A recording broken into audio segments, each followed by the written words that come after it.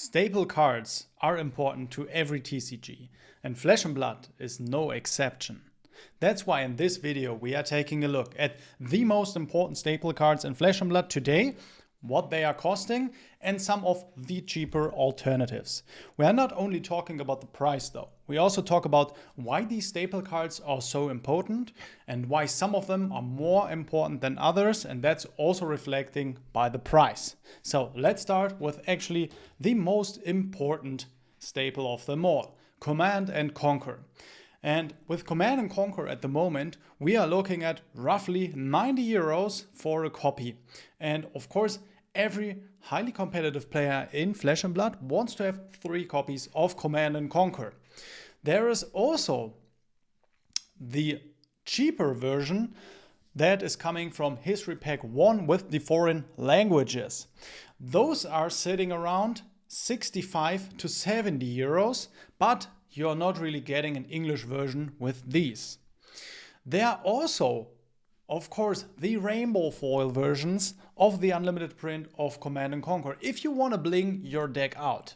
And here it gets interesting for me, because of course when we talk about staple cards and the cost of getting those staple cards, the lowest entry barrier is the most important one, right? But there are a lot of players that are looking to bling out their decks, or just if they have a special card in their deck that they really like, get a very nice treatment with a foil, or even the cold foil version, and with Command and Conquer, of course. If you are a player in Flesh and Blood, you know this. We have the Fabled Command and Conquer that has an alternate art version, and that is like over 600 to 700 euros per copy. But you can go even more crazy in Flesh and Blood when it comes to Command and Conquer, because this year in 2024, there was given out a very, very limited amount of the alternate art, extended art rainbow foil version of Command and Conquer, which was only given out to those winning a tournament in the Heavy Hitters season with one of those draft heroes, and it was Kasai who was on the top of that list at the end. So everyone that was a champion in this Heavy Hitter season was getting one of those copies. I'm not really sure how many copies are out there, but I guess it was 50 to 60 copies. So that's why we only see one on the market. I don't think it's really 4,500 euros, but it's definitely much more expensive and rare than the Command and Conquer that we have from Dynasty. But of course, talking about Command and Conquer, the most important staple in Flesh and Blood, it is not only important to talk about why this card is so heavily priced at the moment. It is also important to note that when you go to the Fab TCG site and you're looking up the deck lists that include Command and Conquer, then you have a whooping 28 pages full of deck lists that are playing Command and Conquer. Not every listing in here is correct, I think, but there are a lot of decks that are running Command and Conquer. There are some exceptions, and we will come to those in the later of the video. We will continue on with the equipment side of things, and especially with the legendaries. We will then afterwards talk about the more defensive sides, especially with the Majestics. Then coming to the Fables, which are outliers, of course. You don't really need them to begin with, but we are taking a look specifically at the Fables that you might want to get when you're playing certain heroes and you want to win big classic constructed tournaments. Keep in mind, when we are talking about these staples, that most of these staples are most important in either classic constructed or in living legend. If you're playing Blitz, these staples can be important too, but if you're playing one of those lower tier formats in Flesh and Blood, like Commoner, not all of these cards will really matter to you. Let's start it off with the equipment though. And when you're starting off, of course, Snapdragon Scalars is an important staple to get. But when you are an established player in Flesh and Blood, you already have this card, right? And so then you are looking at the legendaries. How can I power up my deck with these legendaries? And I have to say, there are a lot of legendaries already out there. On Card Market, there are a total of 187 listings. But keep in mind, sorry guys, that these listings here on Card Market are showing all of the different print versions, so including the rainbow foils, the non-foils, the cold foils, the gold foils, and the alternate art versions, if there are any out there. But what you can see definitely from the list here of legendaries is that for the next season people are already speculating on legendaries to get for the decks, because we already have some spoilers for the Hunted set, which, yeah, maybe you want to get Flick Knives for that, or Flamescale Furnace if you want to play any of those, yeah, draconic heroes. But already with the new Jarl deck, of course, the Stalagmite and the Coronet Peak were speculated on. But those are not really the staples that you're looking to get when you're starting the game. But of course, Fjandal Spring Tunic is a card that you are looking at. And there are different versions of Fjandal Spring Tunic. And if you want to get the English version, the Bright Lights Fjandal Spring Tunic is the one to get, with around 100 euros for the English copy.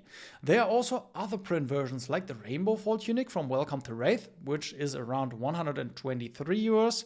There are also a new reprint of the Fjandal Spring Tunic in Japanese for the Japanese market, which we also have on Card Market. But this just shows that when I look back 2 years ago, the staples in Flesh and Blood have changed a little bit. Of course, the staples from 2 years ago are still in the game, just like Fjandal Spring Tunic and Command and Conquer. But Command and Conquer has risen in price significantly, while Fjandal Spring Tunic, yeah, was going down in price, because not only do we have more versions of Fjandal Spring Tunic, so the reprints helped bring the price down, but we also have what 2 years ago was only speculated on, more class-specific chest pieces, which, yeah, not really making you want to pick Fjandal Spring Tunic in the first place. And we will look into that shortly here. So 2 years ago, this was a topic, but 2024 Fjandal Spring Tunic, of course, is played still. It's a very important staple, but it's not longer in 100% of decks or 80% of decks, and not only 70%. If you look at Fabric, 53% of decks are running Tunic that can run it. And of course, it being a generic, every deck can run it. So when I go to February and look up all the different chess pieces here that we have, it is clear that we do have a lot of different options now, depending on the hero that you're choosing, and some of them even being better than Fjandal Spring Tunic for that specific hero. So, like Savage Sash, LSS has even taken a step towards, yeah, getting those staples out in their armory decks, even giving out new cards. But I think that's a very good sign, and just shows that prices of the staples can come down in the future. I also want to talk about Arcanite Skullcap here, because I think it is very nice to see that we have a cheap Arcanite Skullcap, right? If you're getting new into the game, Arcanite Skullcap might be a card that you want to look at, with a price point around 25 euros. At least in Europe, like when I look at TCG Player, I don't know what's going on here, but it's like $100 even for the non-foil version from Everfest. But honestly, like Arcanite Skullcap, even though being played in recent classic constructed decks, it is not really that widely played anymore. There was a time though, during 2020 and 2021, where Arcanite Skullcap was played by much more decks. And I can remember, not really remembering the exact price point, but Arcanite Skullcap being even over 100 euros and a long time stable at 80 euros. But now look at this, after the reprint from Everfest and it being not that widely played anymore in the meta, the prices have really come down. And I think still Arcanite Skullcap is a good card. And if you're wanting to be a competitive player in Flesh and Blood for a long time, you maybe want to get Arcanite Skullcap even alongside all of the other headpieces that we will look at next. Though I have to say, before going on with the headpieces, I want to touch on Arcanite Fortress here, which was just newly released in the set Rosetta in 2024. It is around 20 euros to 22 euros. Excuse me, guys.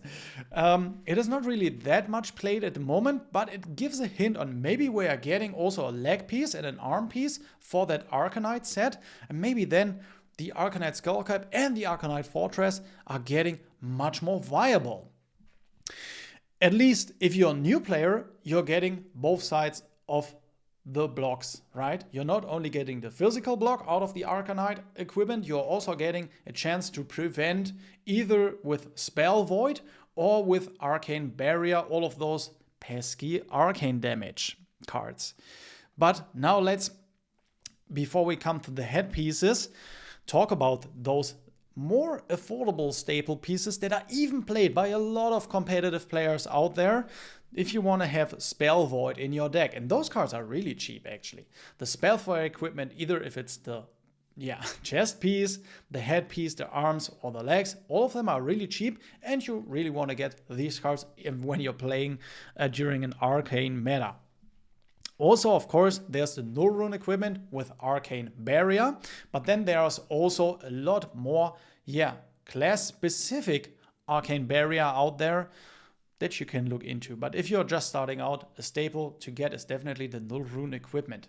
Also, Arcane Lantern I see being played by, the heroes that are not relying on giving a two-handed weapon, or maybe that can spare a one-handed weapon for the Arcane Lantern if you want to prevent arcane damage here. Also a very cheap card. Now let's get to the expensive meat here though, guys. And the head pieces are an interesting topic to talk about when looking at these staple cards in Flesh and Blood.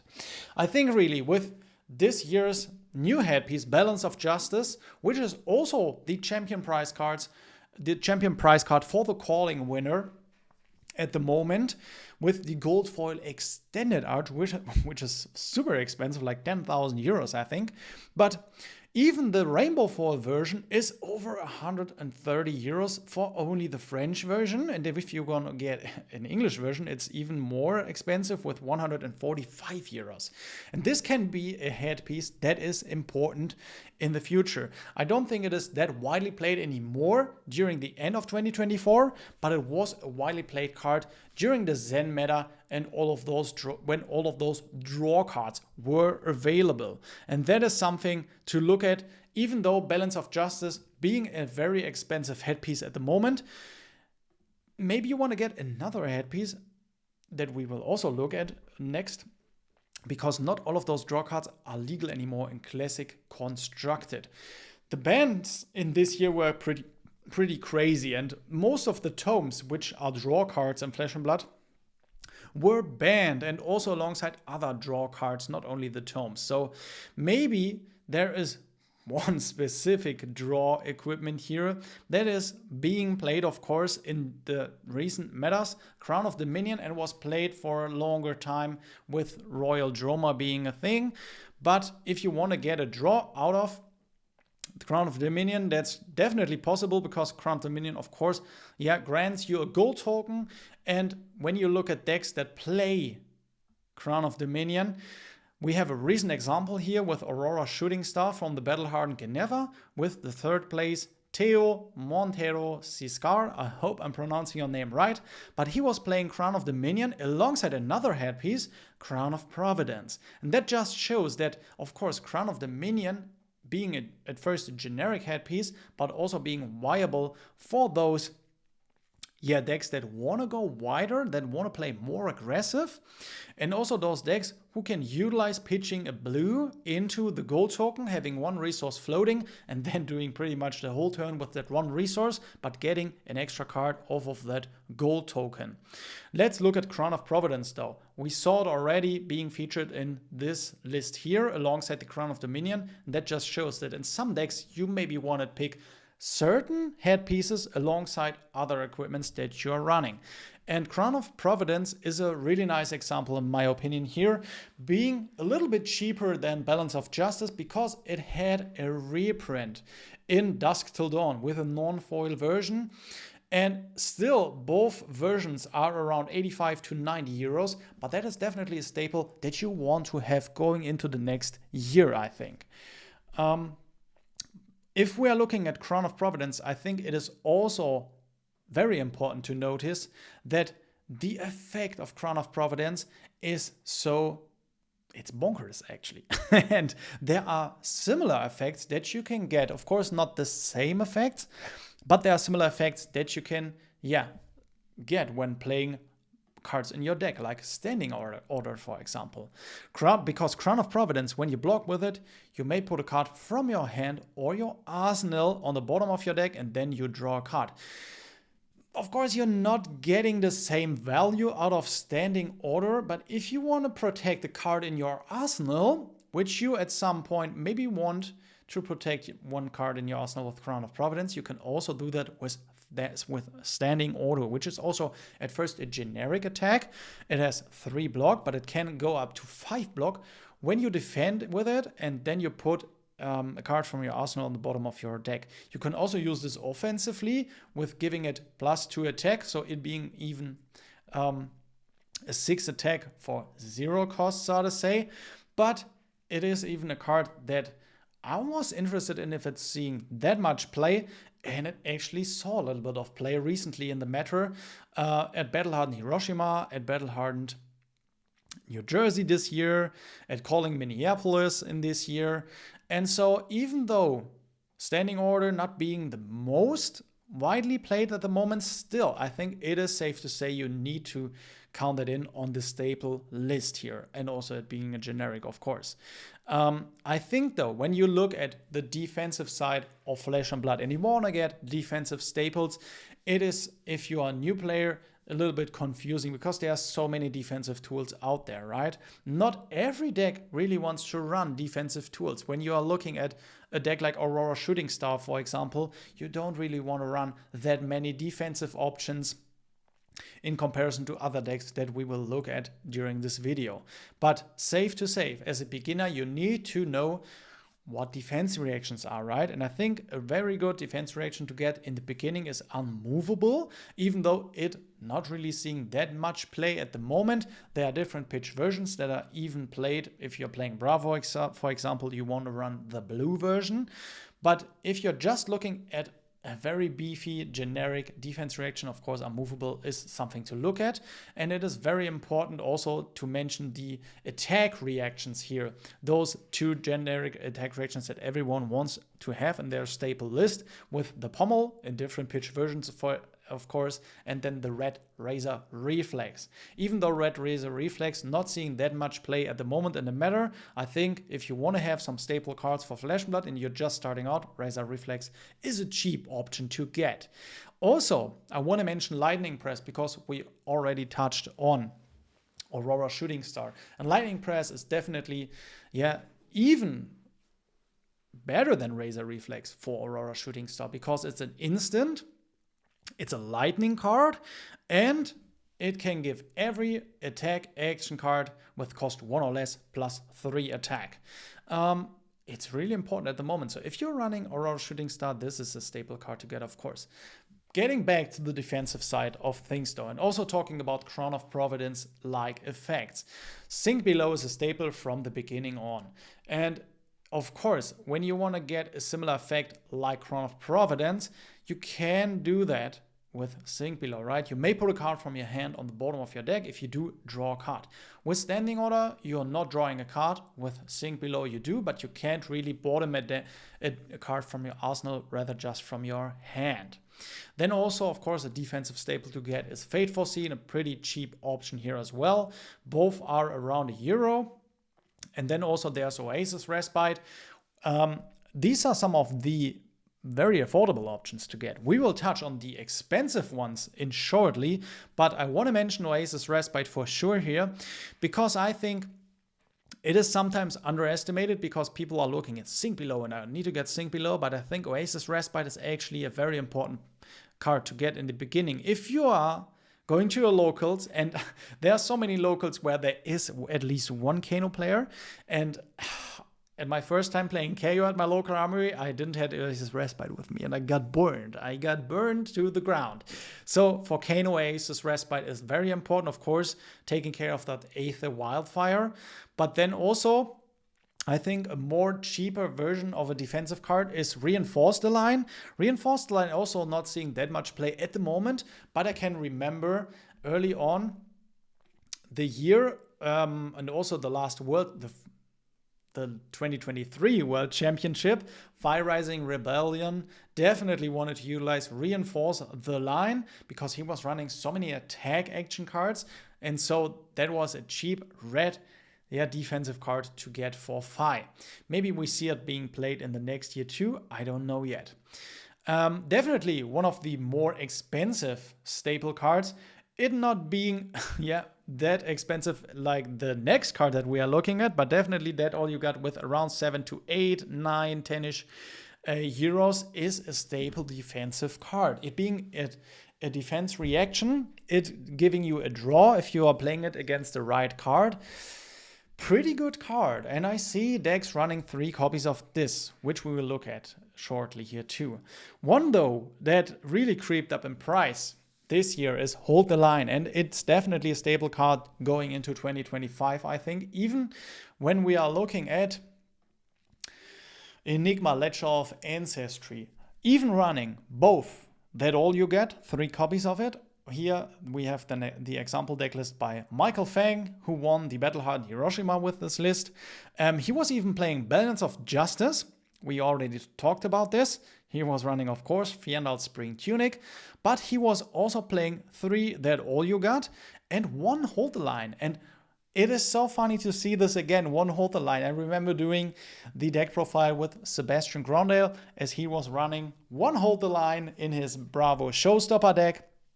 And I love to see it here again, but Hold the Line has really creeped up in price. Like I said, around 18, even if you want to get it here outside of the UK, 18 to 20 euros.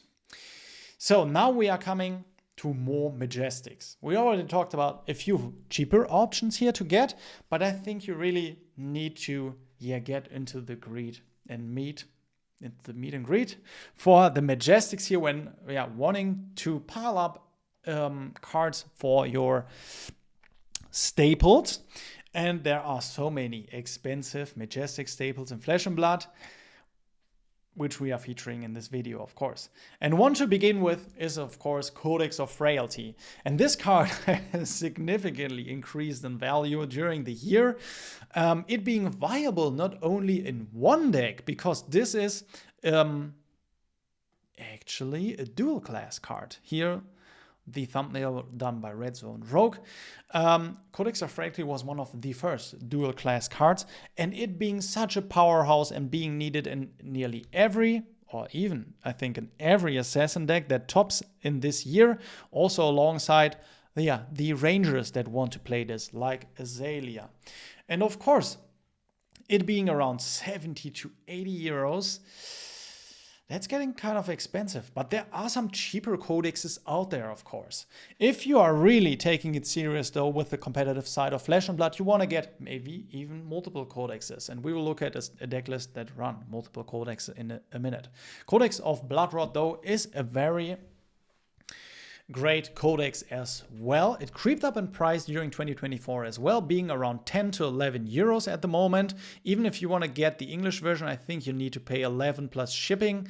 Then there's also the cheapest codex, which is at the moment Codex of Inertia, which is only around €1 to €1.50 or €2 here.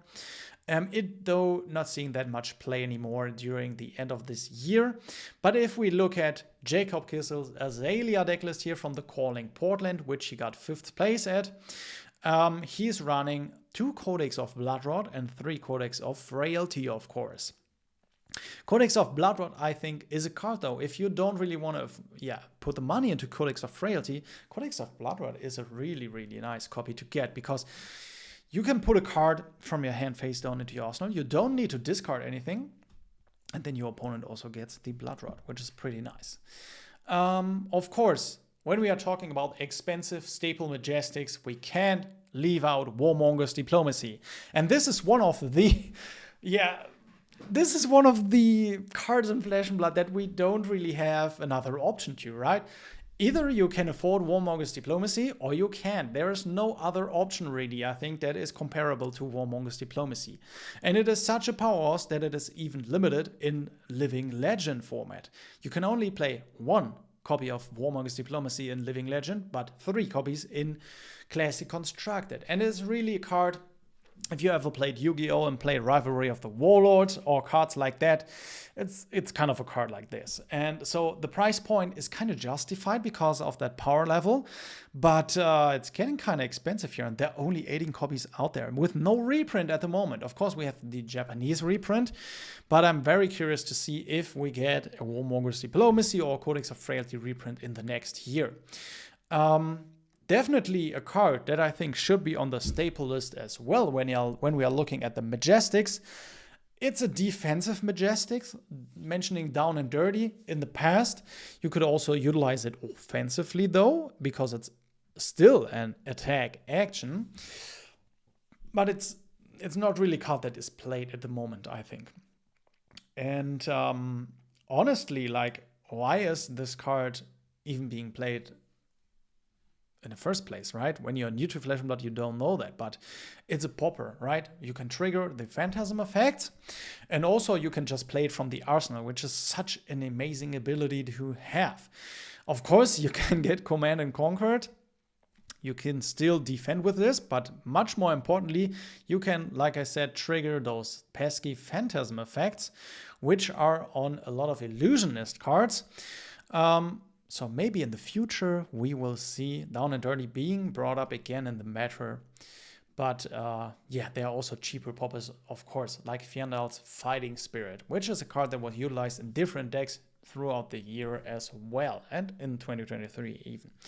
Then there is a staple card too that I want to talk about, and that is Remembrance, which of course we have the Japanese reprint, but outside of Welcome to Wraith, Remembrance doesn't really have a reprint. And although most of the decks that like to run Remembrance play only 1 copy of it, it is a super rare that can dry up. So if you don't have that, that might be an option to get. And it's even played during the recent meta, bringing back Jacob Kissel's Azalea decklist here from the Calling Portland. He was also playing Remembrance in that list. So you can bring back your most important cards from the graveyard. Then when we are talking about the Majestics,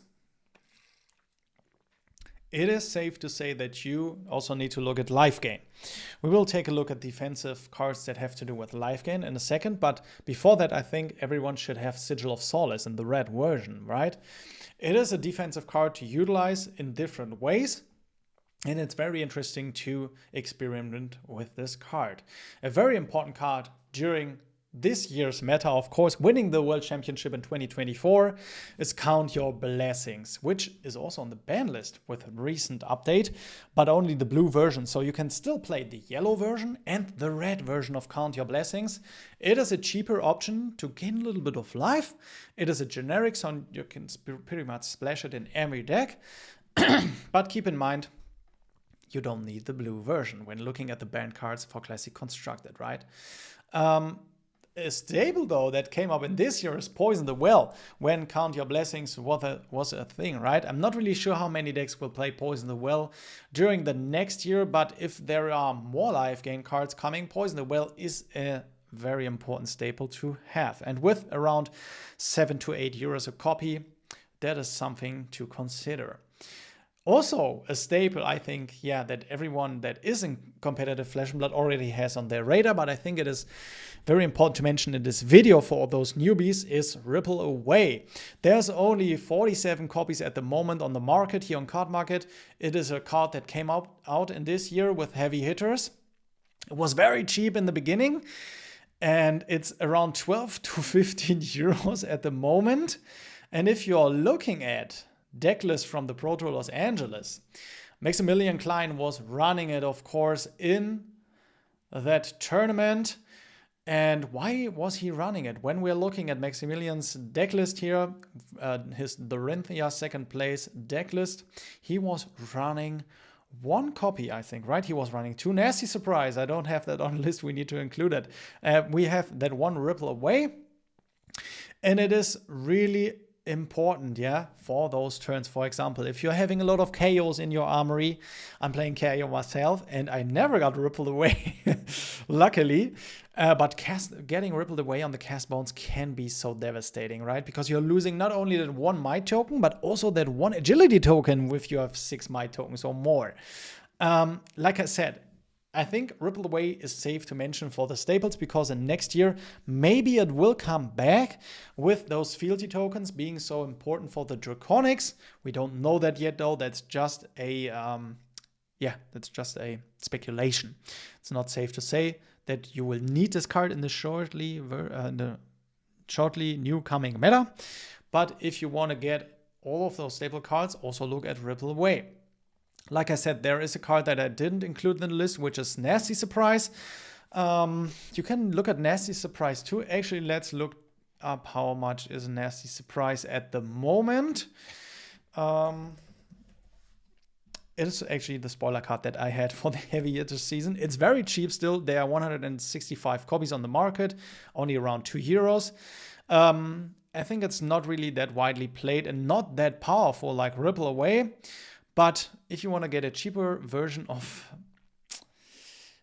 Ripple Away, it's not really comparable to Ripple Away, right? But maybe a staple that you want to get that is on the cheaper side.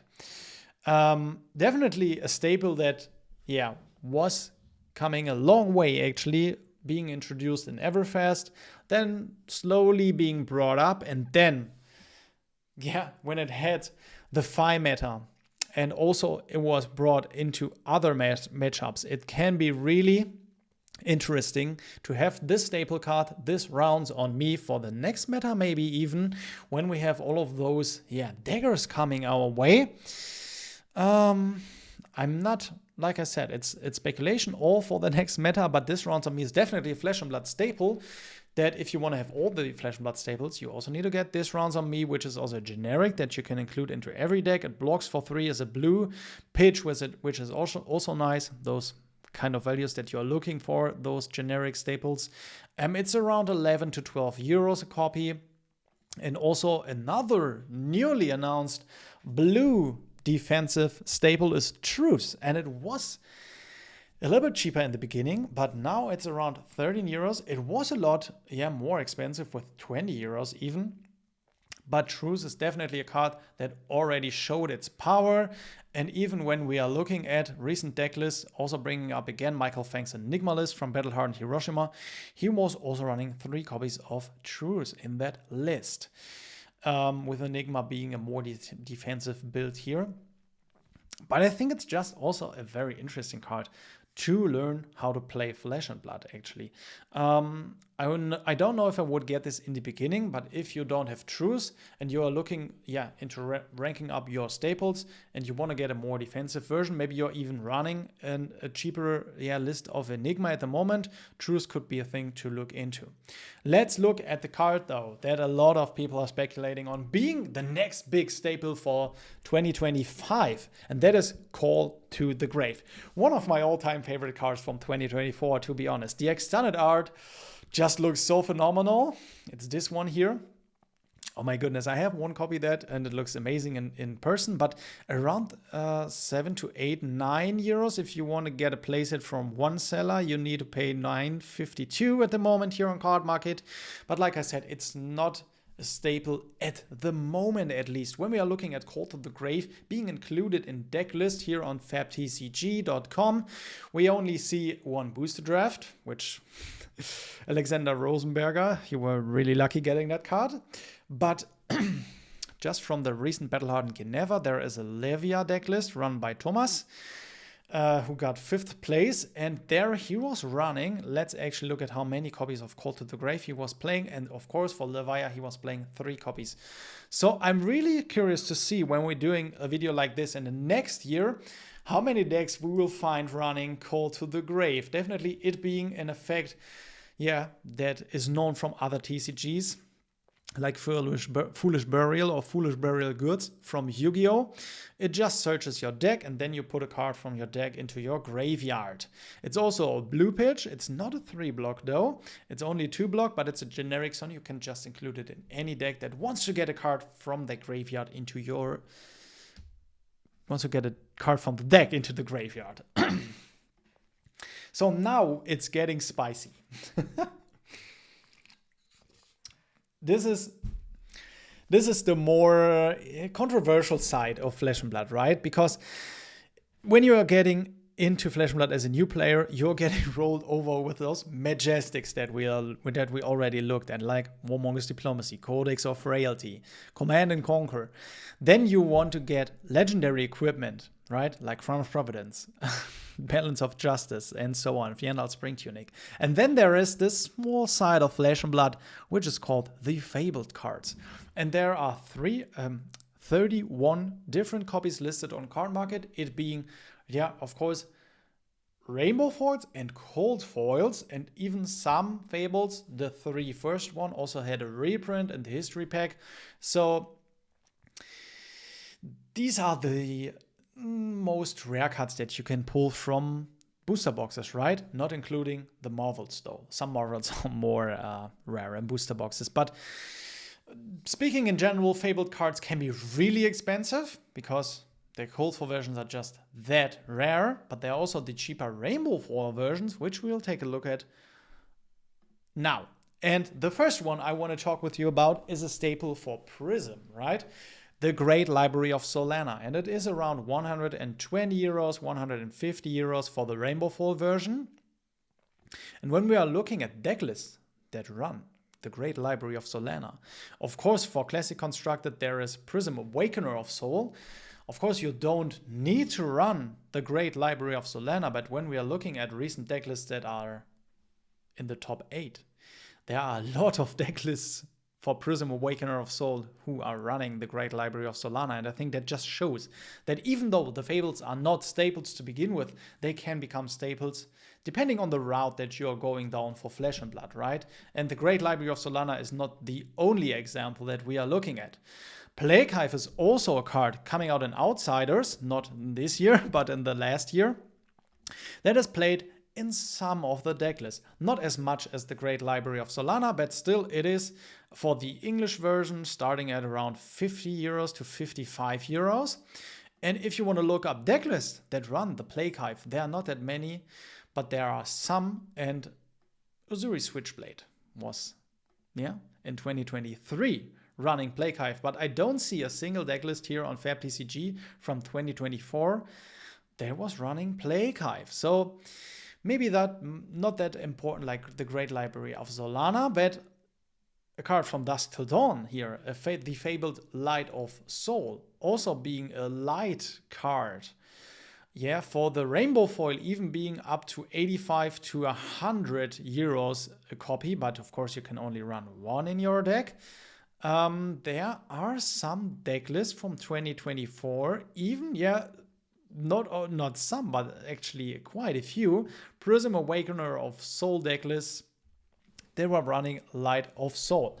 You have to determine by yourself if you really need the Light of Soul, but it can be a thing. I just wanted to mention that in this video, right? And I'm so curious to see in 2025 how we will evolve with those Fabled cards, and also what kind of Fabled cards we will see brought back to the meta, just like Arcane Shard for the English version being around 250 euros here on Card Market, and it being a viable strategy actually to include Arcane Shard into your Viserai decklist.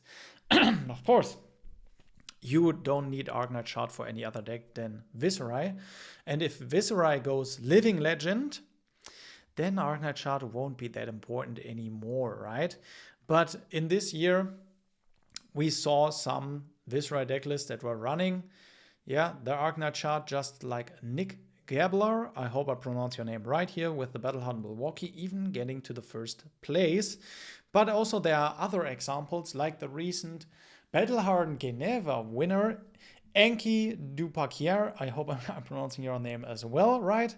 But he got the first place there, and he was not running Arcane Shard. So you don't really need it, but it can be quite tempting to get this card. It's so beautiful. And when you're running Viserai, Okay, a staple though that is being played much more often than Arcane Shard and all of the other Fables that we talked about already is Eye of Ophidia. And it being the History Pack 1 Black Label reprint here, starting at 210 euros. But if we are looking at the English version, it's around 280 euros from Arcane Rising Unlimited. And that is a card, Eye of Ophidia, which is super important actually, if you're running certain decks. I also see not only Kano players loving Eye of Ophidia, but even I remember the first Pro Tour in New Jersey, and Florian Christian Logan and his teammates were running Eye of Ophidia to play a really aggressive version of Starvo.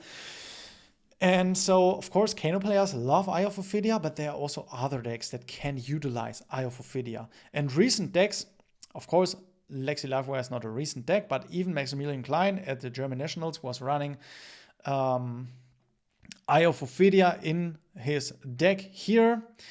There you see it, Eye of Ophidia, but also in a recent deck list. I was really surprised about it, actually. I knew that it is a viable strategy in Azalea, but when you see here again Jacob Kissel's decklist being brought back here in the video, he is running Eye of Ophidia to really dig for those arrows that he wants to get on the top of his deck and then being able to dominate those with his Azalea effect. It's kind of crazy. And I even see players at my local armory playing Azalea, the same list as Jacob Kissel, or nearly the same version. And one player specifically always mentions that he would love to get Eye of Ophidia for his Azalea deck. And so if you're a beginner and you think about playing Azalea, it can be quite expensive to get into that. So coming to, for me, I think the most important Fable on this list, though, being Heart of Yendal. And not only it being the first Fable ever being introduced to Flesh and Blood, it also being one of the most important Fables winning the first World Championship with Islander Stormbind.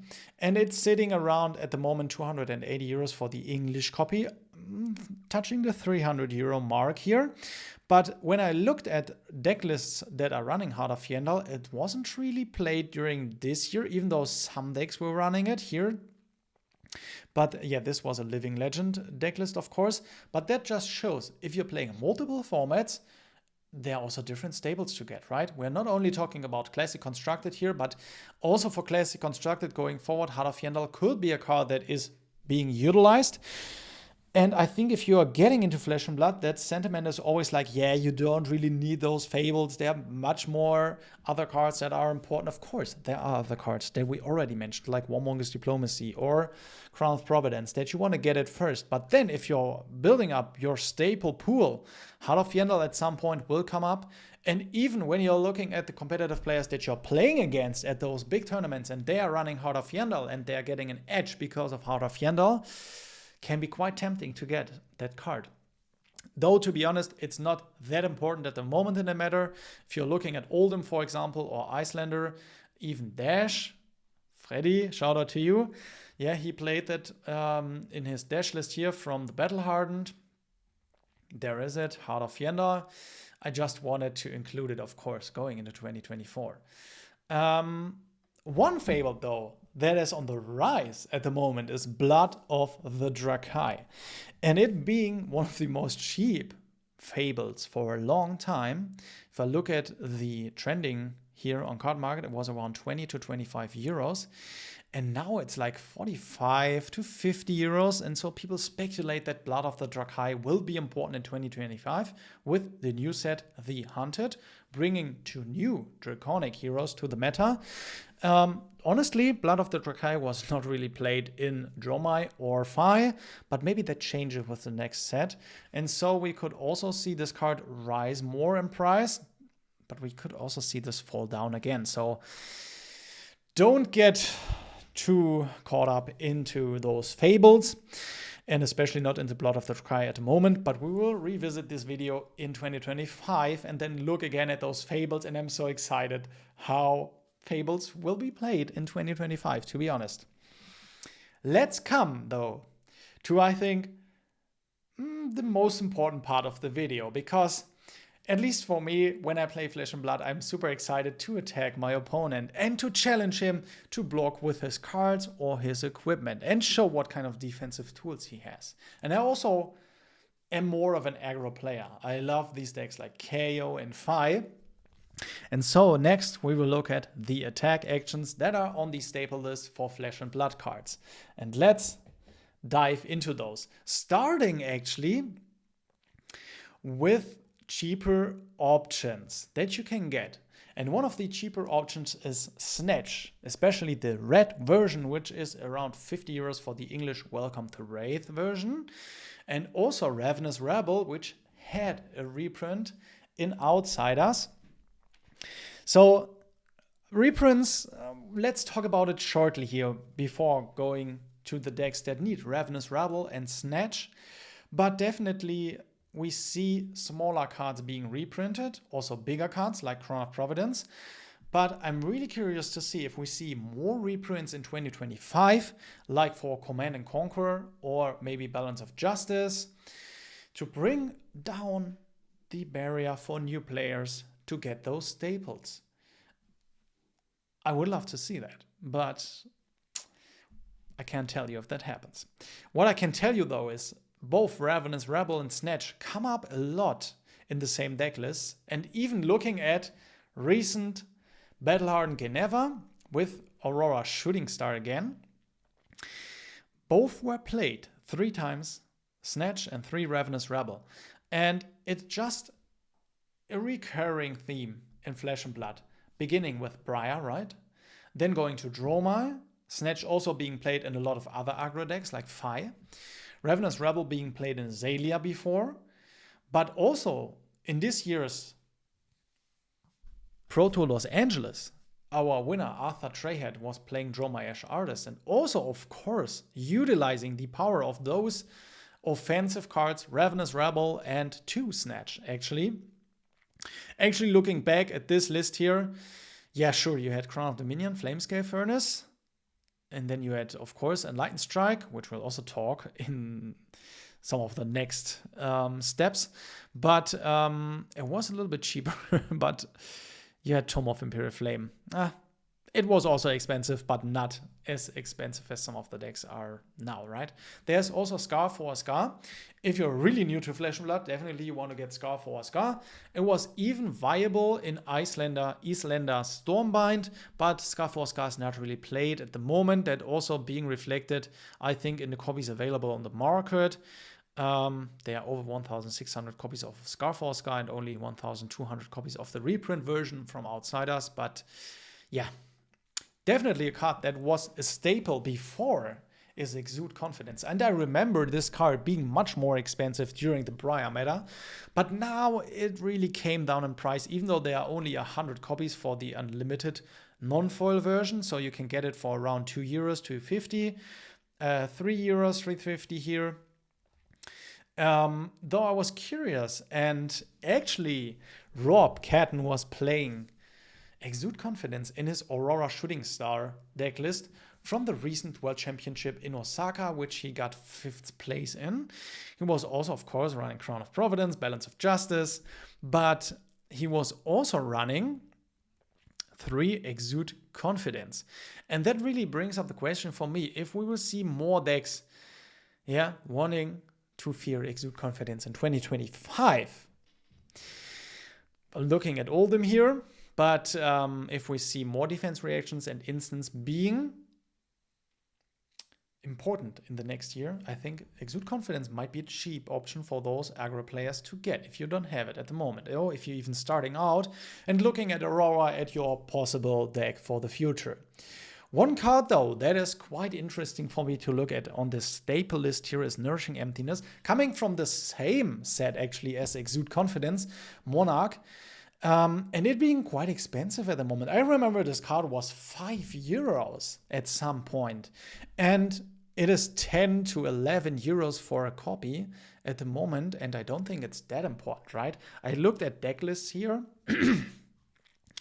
and in 2025 it was played in some decks, of course, Dromai being a thing early in the year, but in the recent last half of the year, it wasn't that important. Although, of course, if you are playing Blitz, it might be important with Blaze. If you're playing Living Legend, just like Peter Budensik here, shout out to you, Peter, also running running it. And if you're looking at Peter's list here, it's crazy, but he's only running one copy of Nourishing Emptiness, right? So will Nourishing Emptiness even go higher in price when more decks are playing it in 2025? I'm not sure. I just know that it being a powerhouse for sure, though I'm really interested to see Exude Confidence maybe being brought back. But let me know if you have either of these cards or if you're interested in getting any of these cards. But I want to get back to Command and Conquer, which we already talked about in the beginning of the video, right? Talking about the price point of 90 euros for those English copies. I think it is really important now to talk about why Command and Conquer is so important, disrupting the arsenal, stealing that one card, not really getting it yourself, but getting it into the graveyard from your opponent. And also, in recent We Make Best video, using numbers to find the strongest Flesh and Blood card. Disrupting the arsenal being the most important part in evaluating the best card for Flesh and Blood. It giving 4 points and even being higher rated than disrupting your opponent's hand, and also more important than drawing a card. It's quite interesting. And that also says a lot about Command and Conquer. And also, I think, shows how important it is that we need a Command and Conquer reprint in the next year. Like, for those new players, right? I mean, it's nice for the players that already have Command and Conquer, that it goes up in value. But if I just think about, if 10 new players want to get into Flesh and Blood and want to get a Command and Conquer playset, that's nearly eating up all the copies of those English Arcane Rising Unlimited stock on card market. That gets quite scary for me here, actually. But I want to mention those decks that don't run Command and Conquer and that are also exceeding to the top card here, with a recent example from Battle Hardened Stockholm, second place player Mika Vainio. I'm hoping I'm pronouncing your name right. Playing Sir Bolden, the Breaker of Dawn, which is also an armory deck. And it's nice to see that you don't need Command and Conquer here in this deck list. But he's running, of course, Enlightened Strike. We come to Enlightened Strike. Right? But yeah, there are decks that you don't need to run Command and Conquer in. And if you are looking for cheaper alternatives to disrupt your opponent's arsenal, to get that delicious value out of it, there are cheaper alternatives out there that are not really widely played by those high competitive players. But if you're just getting into the game, or if you don't want to spend the money on Command and Conquer, just like me, I don't own Command and Conquer, there are cards out there that you can choose, just like Smash Up. And I love to see that LSS puts in the work to give us cheaper alternatives, although they're not all being great. But I think it's definitely, if you're beginning, safe to say that you can just get cards like Smash Up, which is a rare from Rosetta, the last set that we had in Flesh and Blood. There's also Hand Behind the Pen, which is also a rare from Rosetta, and then also Tongue-Tied. All of them are tackling different card types. Tongue-Tied facing the instant cards, Hand Behind the Pen the non-attack action cards, and Smash Up the attack action cards. But all those three are options that you could run into your deck if you don't want to spend the money on Command and Conquer, or you want to have additional arsenal disruption, because let's be honest, you don't want to rely on only playing Command and Conquer in some decks. And so you maybe want to get multiple cards that disrupt your opponent's arsenal. Just like we have Breaking Point here, another cheaper alternative for those Draconics that are coming up in the next set again. But there's even a new card that is coming in the Hunted, which is called Art of the Dragon Claw, which is even better than Breaking Point in my opinion.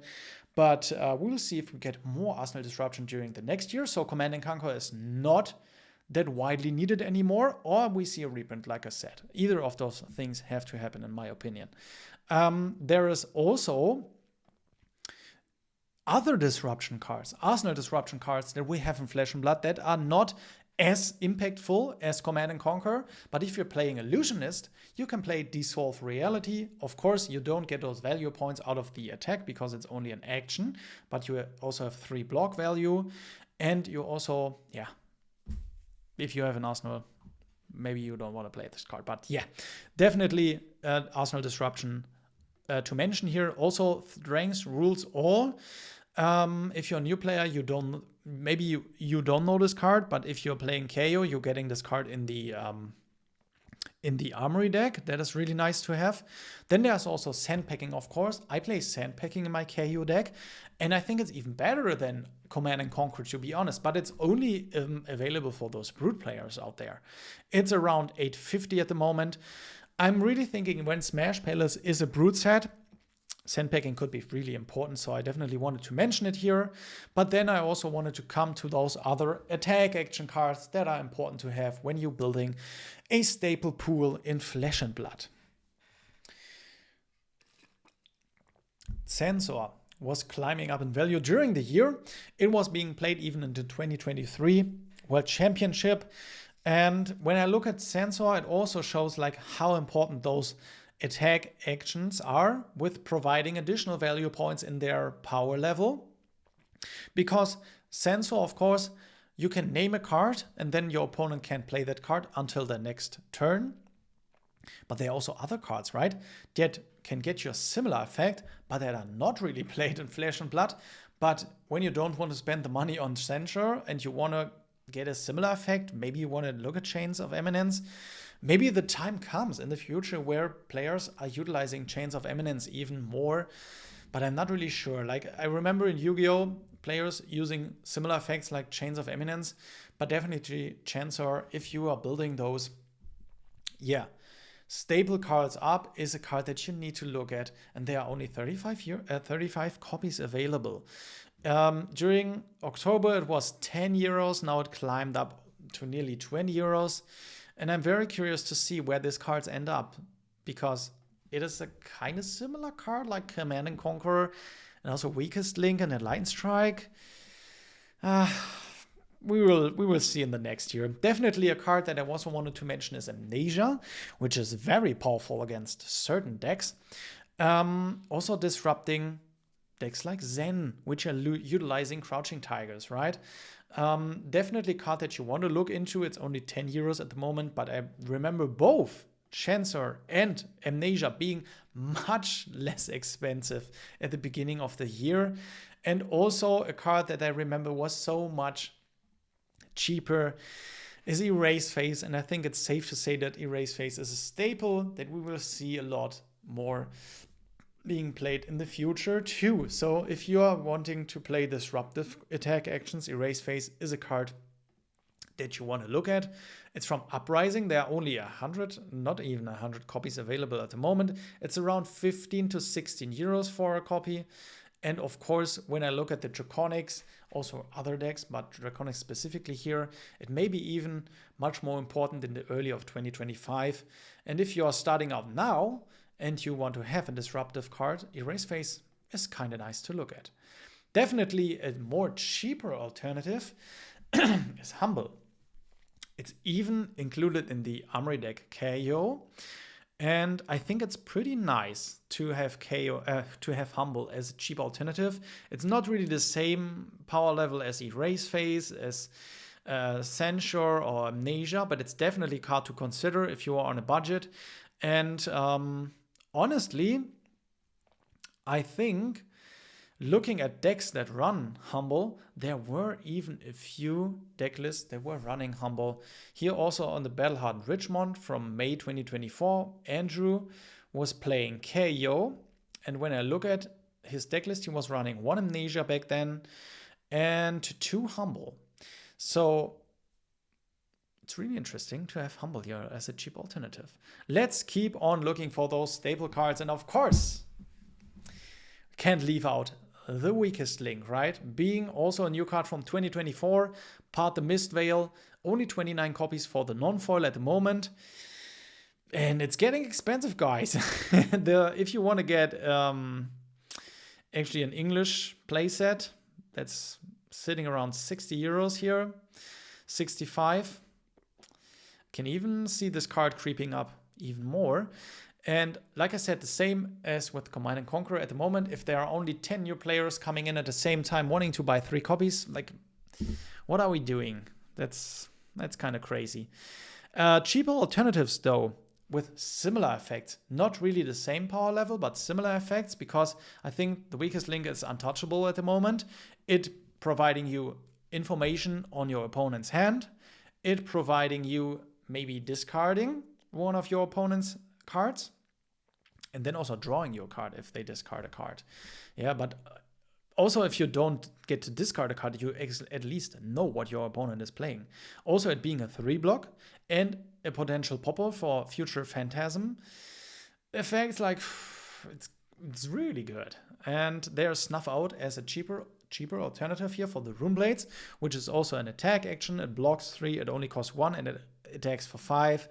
But when it hits a hero, you may destroy an aura you control, and if you do, they discard a card. So there are a lot of discard effects in Flesh and Blood, though nothing close to the weakest link, I think, in comparison. There's also a very cheap alternative that lets you discard a card from your opponent's hand. It's cut down to size. It's the most budget version, I think, for getting a similar effect, but it's nowhere near the power level of the weakest link. Let's be honest here. But I was curious, were there any deck lists on the top cuts that were running cut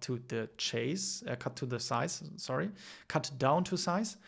And there were actually, even in 2024, here in October, the Pro Quest, I know it's not Pro Tour, but it's at least a Pro Quest, a first place here in Indonesia, Lexana Ika SP. I'm hoping I'm pronouncing your name right.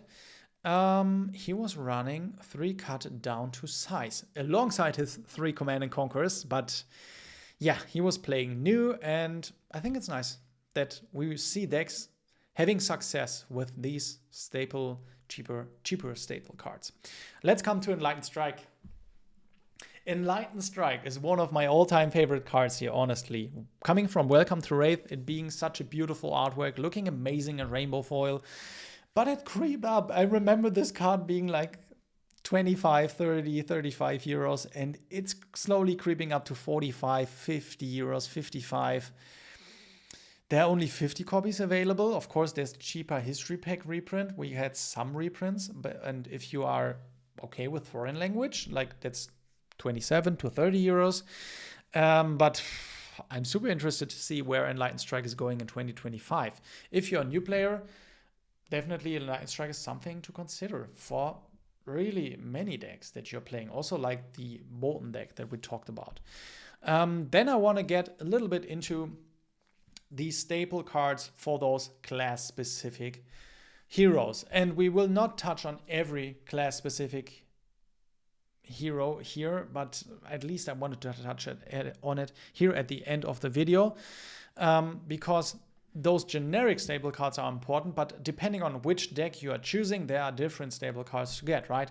Like a new staple from 2024 called Levels of Enlightenment. Very, very important for all of those Mystic heroes. It being around 20 euros, of course, cheaper than during the Mystic meta around Nationals this year, but it's 20 to 25 euros if you're wanting to play the Mystic heroes. Of course, looking at recent results here from the Battle-Hardened Geneva, second place Simon Nielsen, congratulations Simon. Second time playing Zen here, also a Battle-Hardened Stockholm, but of course he runs 3 levels of Enlightenment in his Zen deck, of course. Then we are getting to the Earth side of things in Flesh and Blood, and there we have a card that creeped up highly in value recently during the Jarl reveal. Falling Off the Crown, a card from Rosetta, only 29 copies available on the market. It's sitting around starting at 40, but really if you want to get a playset, it's around 50. It's getting kind of crazy, honestly. And also looking at the recent Battle-Hardened in Geneva, Jarl was making his top 8 here with Daja Todesco. Hoping I'm pronouncing your name as well right. Falling Off the Crown, of course, playing that decomposed version of Jarl here, including 3 copies of it alongside the 3 Command and Conquerors. So only with these like 6 cards, it's kind of crazy, right? So then getting into a Runeblade section here. We talked a little bit about Runeblade already, but I think a staple that comes up again and again for Runeblades is Swarming Gloomveil from Everfest, also having no reprint despite the Repack 2 and the Japanese version, but it's sitting around 2020 at 22 euros to 25 euros. And also looking at recent results, Enki Dupaquier, Battle-hardened winner of Geneva, of course playing Viserai, who was running, the 3 Swarming Gloom Veils. Of course, another staple is Sonata Arcanix, but I think Swarming Gloom Veil is one of the more expensive Runeblade staples here. We're getting nearly to the end here, and I want to finish it off with Bloodrush Bellow, looking at the brute side of things. Bloodrush Bellow was creeping up in price, honestly. I remember this card being like 2 to 3 euros, and the demand has gone up. Of course, like Levia is a thing much more in the meta in 2024. We have KO that is an armory deck, and pretty much every player that wants to play KO is looking at 3 Bloodrush Bellows in the beginning. It's sitting around 6 to 7 euros at the moment, and I'm really interested to see where Bloodrush Bellow is going in 2025. Potentially seeing Smash Bellows being a brute set, not confirmed yet, but if that is the case, I can see Bloodrush Bellow being even more expensive in the future. And also the copies going down on the market. But we will see. Definitely a staple card that I want to mention in the Brute section here is Swing Big, coming also from Everfest, sitting around 23 to 25 euros. And when we're looking at deck lists here, Thomas Levia deck list here from the Battle-hardened Geneva, also from his top 8 list, of course, was running 3 Swing Big. And also, I wanted to mention, this class-specific staples. I don't really want to go into detail in this video because it's already very long. And if you're looking at those heroes, you have a good overview, I think, in this video of kind of the staple generic cards, some class-specific cards, but let me know if you want me to make a video about any of the specific class hero cards. Definitely, if you're looking for beginner videos, or pro interviews, we have a lot of those on the Fabled Academy here, but I'm really curious to see in the next year how these staples change, how the prices change, how the demand changes, but also how the availability changes. And like I said, I really need to breathe here. It was a long ride during this video, but coming back to the beginning, I think still Command and Conquer going into 2025 is the most important card that you're looking at when looking at staple cards. Let me know what you think in the comments. And also check out the next video on the Fabled Academy. Thank you so much for tuning in.